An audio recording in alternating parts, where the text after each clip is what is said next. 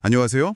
오늘 여러분과 함께 좀 깊이 들여다볼 자료는요. 닐 도널드 월시의 신과 집으로라는 책의 일부입니다. 네, 안녕하세요. 이 자료가 처음 딱 접하면 이게 정말 가능해 하고 좀 고개를 갸웃하게 만들 수 있는 그런 내용을 담고 있어요. 네, 그렇죠.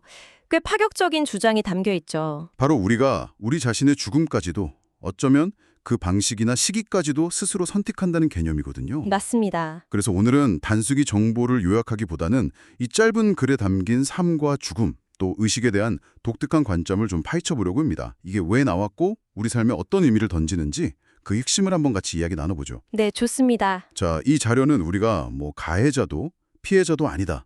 심지어 자신의 죽음까지 스스로 선택한다. 이렇게 말합니다. 그러면서 이제 피비라는 여성이나 테리 시아보 같은 실제 사례들을 언급하는데요.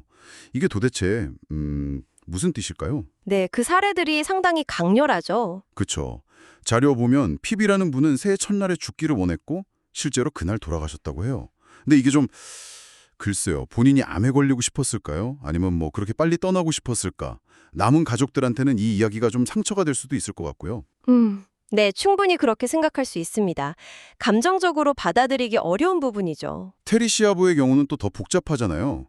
이분은 이제 식물인간 상태로 오래 계시면서 생명 유지장치 제거 문제로 미국 전체가 정말 떠들썩했는데 그분의 상황을 선택이라고 말하는 건 이건 정말 대부분 사람들의 경험과는 너무 다르게 느껴질 수 있을 것 같아요. 점이 이 자료를 이해하는 데 있어서 어떻게 보면 가장 중요한 열쇠가 될 수 있습니다. 여기서 말하는 선택이라는 게요, 우리가 보통 생각하는 거 있잖아요. 네네. 의식적인 차원에서 그래, 나 이렇게 해야겠다 하고 딱 결정하는 것. 그것만을 의미하는 건 아니라는 거죠. 의식적인 결정만이 아니다. 네, 이 책에서는 우리의 경험 그리고 우리가 현실을 만들어가는 과정이 사실 여러 다른 차원에서 동시에 일어난다고 설명을 해요. 여러 차원이요? 네, 구체적으로는 이제 세 가지 차원을 이야기합니다. 바로 잠재의식, 그리고 의식, 마지막으로 초의식 이렇게 세 가지입니다. 잠재의식, 의식, 초의식. 좀 더 설명해 주실 수 있을까요? 네, 잠재의식은 말 그대로 우리가 전혀 인지하지 못하는 사이에 자동으로 작동하는 영역이에요. 예를 들면 머리카락 자라는 거, 심장 뛰는 거 우리가 의식해서 하는 거 아니잖아요. 그렇죠. 그냥 저절로 되는 거죠. 맞아요. 그리고 뜨거운 냄비에 손 딱 댔을 때 하고 생각할 겨를도 없이 확 되는 거. 이것도 잠재의식적인 반응이죠. 아하. 반사작용 같은 거네요? 네, 그런 자동 반응이 우리 생명을 지켜주기도 하지만 반대로 우리가 뭘 자동으로 만들어내고 있는지 전혀 자각하지 못하면 마치 내가 상황에 그냥 끌려다니는 것 같고 피해자처럼 느껴지게 만들 수도 있다는 거예요. 그렇군요. 내가 모르는 사이에 뭔가를 계속 하고 있다 이런 거네요. 그렇죠. 그럼 이제 두 번째, 의식 차원은 뭐냐? 우리가 보통 나라고 생각하는 부분이죠. 지금 이렇게 대화하고 생각하고 느끼고 어느 정도 우리가 자각하면서 현실을 경험하고 또 만들어 나가는 단계. 네. 바로 이 물질 세계에서의 경험. 맞습니다. 그래서 많은 영적인 가르침에서 의식을 확장해라, 깨어 있어라 이렇게 말하는 게 바로 이 의식적인 자각의 수준을 좀 더 높여가자 이런 의미로 볼 수 있겠죠? 네네. 이해가 됩니다. 그럼 마지막, 초의식은 뭔가요? 이거 좀 생소한데요? 초의식은 이걸 어떻게 설명하면 좋을까? 우리 영혼의 더 큰 그림? 아니면 이번 생의 청사진 이걸 담당하는 부분이라고 생각하시면 좀 쉬울 것 같아요. 영혼의 청사진이요? 네. 우리가 이번 생에 태어나면서 나는 이런 걸 좀 경험하고 배우고 싶다 하고 계획했던 것들이 있을 거 아니에요? 네. 그 계획을 향해서 우리를 은근히 이끌어가는 역할을 하는 거죠. 그 계획에 필요한 사람이나 어떤 장소나 사건들을 우리 삶으로 이렇게 슬쩍 끌어당기는 거예요. 와, 약간 영혼의 내비게이션 같은 느낌인데요. 오, 네. 그거 좋은 비유네요. 영혼의 GPS 같은 거죠. 근데 중요한 건 대부분의 경우에 우리가 이 초의식의 의도나 계획을 이 의식 차원에서는 잘 알아차리지 못한다는 거예요. 그래서 나중에 지나고 나서야 그때 그 일이 그래서 있었구나 하고 깨닫게 되는 경우가 많은 거군요. 정확합니다. 바로 그거죠. 돌이켜봐야 하게 되는. 이야, 정말 흥미롭네요. 잠재의식, 의식, 초의식 이 세 가지가 다 작동하고 있다는 거군요. 근데 이 세 가지가 혹시 하나로 합쳐진 상태도 있다고 들은 것 같은데요. 초월의식 이런 말도 있던데? 네, 맞아요. 자료에서도 언급합니다. 그걸 이제 그리스도 의식이라고 부르기도 하고 또는 승격된 의식이라고도 표현해요. 그리스도 의식. 네, 아주 깊은 명상 상태나 뭐 기도 아니면 특별한 의례 같은 걸 통해서 잠깐 경험할 수도 있고요. 심지어는 죽음이라는 그 과정 자체를 통해서도 이 상태에 이를 수 있다고 설명해요. 죽음을 통해서요? 네. 이 초월의식 상태가 되면 방금 말한 잠재의식, 의식, 초의식 이 세 가지가 완전히 하나로 통합되는 거예요. 그래서 더 이상 분리된 나라는 개인이 아니라 그냥 순수한 존재 그 자체. 영어로는 pure beingness라고 표현하는데 그런 상태로 나아간다는 거죠. 그냥 부분들을 합친 것보다 훨씬 더 큰 전체가 되는 거예요. 와, 그럼 우리가 흔히 깨달음을 얻었다, 뭐 선각자다 이렇게 부르는 분들은 항상 그런 통합된 의식 상태에 계시기 때문에 삶에서 일어나는 일들에 크게 뭐 놀라거나 당황하거나 하지 않는다는 건가요? 자료에 따르면 네, 정확히 그렇습니다. 깨달음의 경지에 이른 사람은 자기가 경험하는 모든 일에 대해서 그게 겉으로 보기엔 좋은 일이든 나쁜 일이든 상관없이 이미 동의한 상태라는 거예요. 동의했다고요? 나쁜 열에도요? 네. 왜냐하면 어떤 차원에서든 그게 잠재의식이 됐든 의식이 됐든 초의식이 됐든 자기 자신이 그 경험을 의도했거나 최소한 허용했다는 것을 알기 때문이라는 거죠. 어느 차원에서 그걸 원했는지 항상 명확하게 아는 건 아닐 수도 있어요. 하지만 그 경험의 궁극적인 책임은 나에게 있다. 이 사실 자체는 의심하지 않는다는 겁니다. 그렇군요. 그게 그들을 평화롭게 하는 근본적인 알미다. 네, 자료에서는 그렇게 설명합니다. 그게 바로 깨달음의 길 위에 서게 하는 힘이라고요. 야, 그럼 다시 아까 그 핍 이야기로 돌아가 보면요. 그분이 의식적으로 나 암에 걸려야지 이렇게 생각했을 리는 없겠지만 그렇죠. 이제 의식 차원에서 새해 첫날 떠나고 싶다 이런 생각을 했을 수도 있다. 이런 식으로 여러 차원에서 복합적으로 선택이 작용한 거다. 이렇게 해석해 볼 수 있겠네요. 네, 바로 그 점입니다. 자료는 바로 그런 다층적인 해석의 가능성을 우리에게 보여주고 있는 거죠. 테리 시아보의 경우도 비슷하게 생각해 볼 수 있어요. 테리시아 보드요. 네, 그녀가 단순히 의식을 잃어버린 상태가 아니라 어쩌면 그녀의 초의식 혹은 더 나아가서 그 초월식의 차원에서 그 상황 자체를 선택했을 가능성도 있다는 겁니다. 그 오랜 시간 동안 식물인간 상태로 있으면서 네, 그 상태를 통해서 전 세계 사람들이 삶과 죽음의 의미는 뭘까? 인간의 존엄성은 어디까지일까? 영혼은 정말 존재할까? 이런 정말 근본적인 질문들을 던지고 깊이 생각하고 토론하게 만드는, 어떻게 보면 마치 그 예수가 인류를 위해 자신을 내어주었던 것처럼요. 그런 거대한 역할을 수행했을 수도 있다는 그런 관점인 거죠. 와, 그렇게 보면 정말 피해자가 아니네요. 능동적인 역할을 한 거네요. 그렇죠. 이 관점에서 보면 그녀는 결코 수동적인 피해자가 아니었던 셈입니다. 아까 그 말씀하신 세상에는 피해자도 없고 가해자도 없다. 이 말이 책에서 계속 반복된다고 하셨는데 사실 이게 감정적으로는 정말 받아들이기 어려운 부분인 것 같아요. 네, 맞습니다. 가장 도전적인 부분이죠. 예를 들어 끔찍한 범죄를 당한 사람에게 내 잘못은 아니지만 내 책임이다. 뭐 이렇게 말하는 것처럼 들릴 수도 있잖아요. 이 엄청난 간극을 도대체 어떻게 이해해야 할까요? 자료는 이 점을 어떻게 설명하고 있나요? 중 하나예요. 자료는 우리가 크게 세 가지 도구, 바로 생각, 말, 그리고 행동. 이 창조의 도구를 사용해서 끊임없이 자기 자신의 현실, 특히 자신의 경험을 만들어낸다고 강조해요. 생각, 말, 행동으로요? 네, 즉 내가 만약 내 스스로를 나는 피해자야 라고 계속 생각하고 또 그렇게 말하고 다니고 그리고 피해자처럼 행동하면 설령 객관적인 상황 자체는 그렇지 않다고 하더라도 나는 결국 내 자신을 피해자로서 경험하게 된다는 거예요. 내가 나를 그렇게 규정해버리는 거군요. 그렇죠. 다른 사람을 볼 때도 마찬가지라는 거예요. 저 사람을 피해자라고 내가 규정하고 그렇게 대하면 그 사람과의 관계 속에서 나는 그런 현실을 창조하게 된다는 거죠. 여기서 핵심은 우리가 우리 삶에서 마주치는 모든 환경과 사건들이 어떤 차원에서든 결국 우리 자신으로부터 비롯되었다는 그 사실을 아는 것이라고 봐요. 어떤 차원에서든? 네.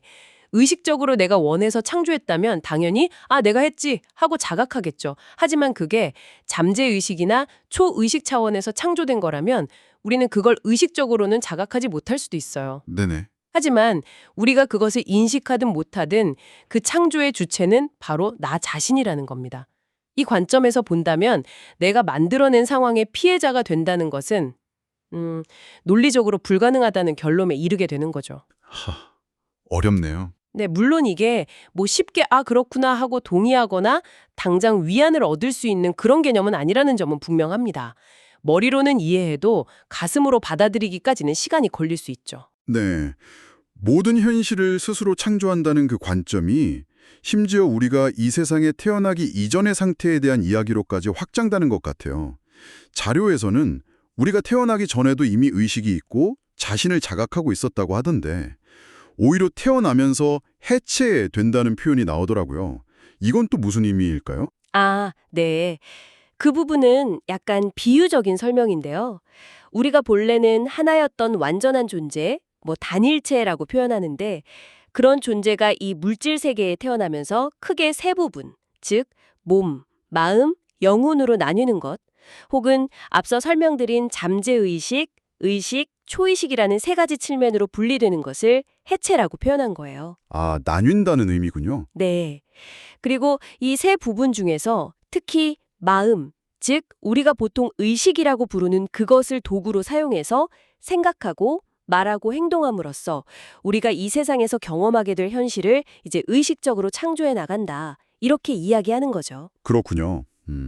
제가 이 대화를 시작할 때부터 사실 계속 마음에 걸렸던 질문이 하나 있는데요. 네. 어떤 점이신가요? 만약 모든 죽음이 어떤 차원에서든 자기 자신이 원인이거나 선택한 것이라고 한다면 스스로 목숨을 끊는 행위, 즉 자살은 어떻게 이해해야 할까요? 이것도 결국은 선택이라고 봐야 하는 건가요? 자살 문제. 네, 그 부분에 대해서 자료는 매우 명확한 입장을 보여줍니다. 어떤 죽음이 자살로 간주되기 위해서는 두 가지 조건이 충족되어야 한다고 이야기해요. 두 가지 조건이요? 네.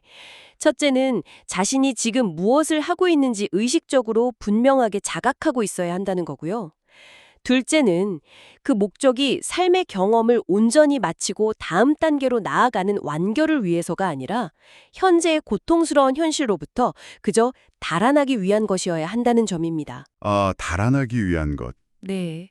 죽음이라는 것은 본래 다음 단계의 다음 경험으로 나아가기 위해 설정된 것이지 무언가로부터 도망치기 위한 탈출구로 만들어진 것이 아니라고 강조해요. 그렇다면 그렇게 자살로 생을 마감한 영혼은 어떻게 되는 건가요?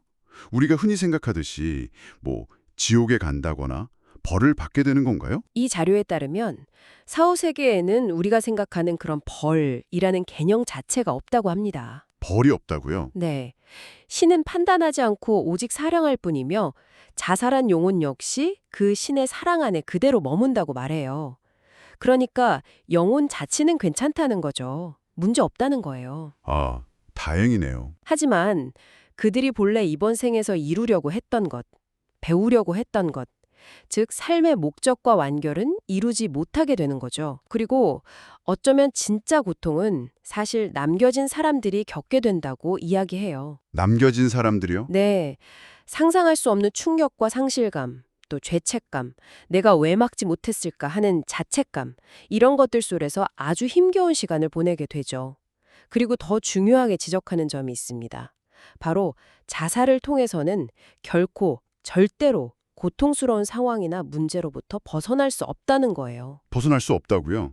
죽었는데도요? 네, 왜냐하면 우주에는 빈 공간, 즉 공허라는 것이 존재하지 않기 때문이라고 설명해요. 그래서 어디를 가든 결국 자기 자신이 창조한 것들, 즉 해결하지 못한 감정이나 풀어야 할 과제를 그대로 가지고 가게 되고 그걸 다시 마주하게 된다는 겁니다. 책에서는 공허한 춤은 불가능하다 이런 인상적인 표현이 나오는데요. 이게 무슨 뜻이냐면 죽을 때 가지고 있던 문제나 의식 상태를 그대로 가지고 다음 단계로 넘어가게 된다는 거예요. 그러면 결국에는 같은 종류의 과제를 해결하기 위해 다시 물질적인 삶으로 돌아오게 될 가능성이 높다는 거죠. 다시 돌아온다고요? 네. 근데 이것은 벌이 아니에요. 벌이 아니라 영혼이 스스로 성장하고 완결을 이루기 위해 자유의지에 따라 자기 창조 과정을 밟아나가는 자연스러운 결과라고 설명합니다. 정말 힘든 상황 속에서 삶을 포기하고 싶다는 생각을 하는 분들도 계실 텐데요. 신에게 정말 간절히 도와달라고 외쳤는데 아무런 응답도 없었다. 이렇게 느끼는 분들에게 이 자료는 어떤 메시지를 줄 수 있을까요? 왜 항상 우리가 먼저 손을 내밀어야 하냐? 이런 질문도 나올 수 있을 것 같고요. 네, 정말 절박한 상황에 대한 질문이시네요. 자료는 이렇게 말합니다. 신은 단 한순간도 우리 곁을 떠난 적이 없으며 항상 우리와 함께한다고 말이죠. 그리고 우리가 절대적인 알과 믿음으로 도움을 청하면 반드시 응답한다고 이야기합니다. 반드시 응답한다. 네. 문제는 뭐냐면 우리의 그 깊은 절망감이 신의 응답을 보고 들을 수 있는 우리의 영적인 눈과 귀를 가려버릴 수 있다는 거예요. 응답은 늘 오고 있는데 우리가 못 알아챌 수 있다는 거죠. 아, 절망 때문에. 네. 그래서 가장 중요한 것은 자기 자신에 대한 그 혹독한 심판을 멈추는 것이라고 강조합니다. 스스로를 계속 비난하고 자책하는 것을 멈추라는 거죠.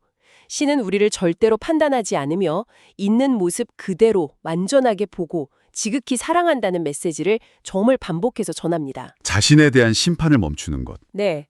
신의 왕국에는 용서라는 개념 자체가 필요 없다고 해요. 왜냐하면 애초에 잘못된 것이 없으니까요.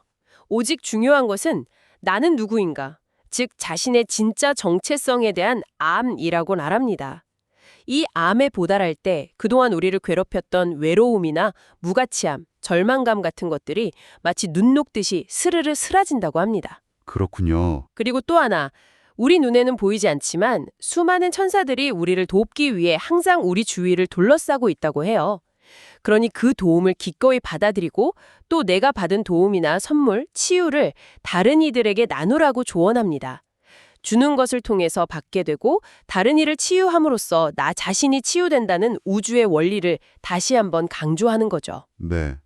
마지막으로 한 가지만 더 짚어보고 싶은데요. 만약에 이제 병세가 너무 깊어져서 의사나 가족에게 자신의 삶을 끝나는 것에 좀 도와달라고 부탁하는 경우 있잖아요. 흔히 안락사라고 부르는 경우인데 이건 어떻게 봐야 할까요? 이것도 아까 말한 자살과 같은 맥락으로 봐야 할까요? 아, 안락사 문제?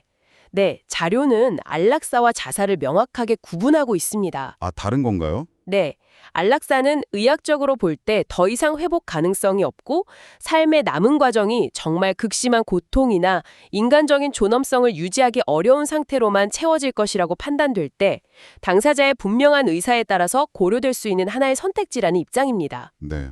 이건 아직 충분히 건강하게 활동하고 삶을 살아갈 수 있는 사람이 단지 현재 겪고 있는 어려움이나 고통에서 도피하기 위해서 선택하는 자살과는 근본적으로 다르다는 거죠. 그렇군요. 목적 자체가 다르네요. 그렇죠. 이 마지막 고통의 시간을 꼭 견뎌내야만 하는가 아니면 존엄하게 마무리할 수 있는가 이 질문에는 사실 정답이 없다고 말해요.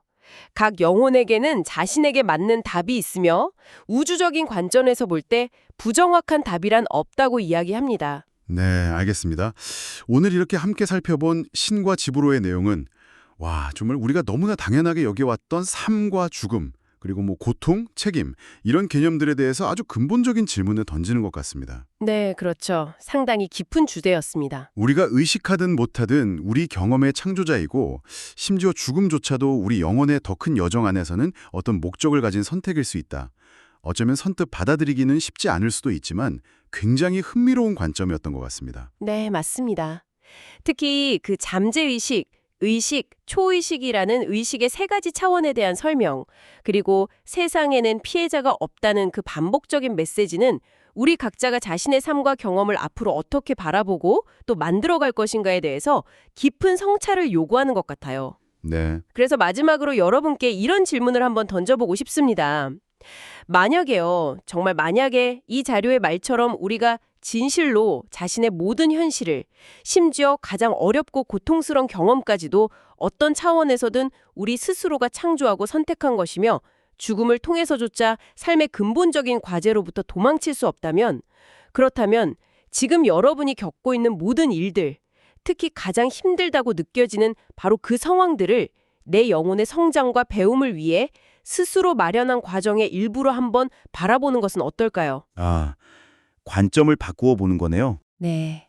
이러한 관점의 전환이 오늘 그리고 앞으로의 여러분의 경험과 선택에 어떤 영향을 미칠 수 있을지 한번 조용히 생각해 보시는 것도 매우 의미 있는 작업이 될 것 같습니다.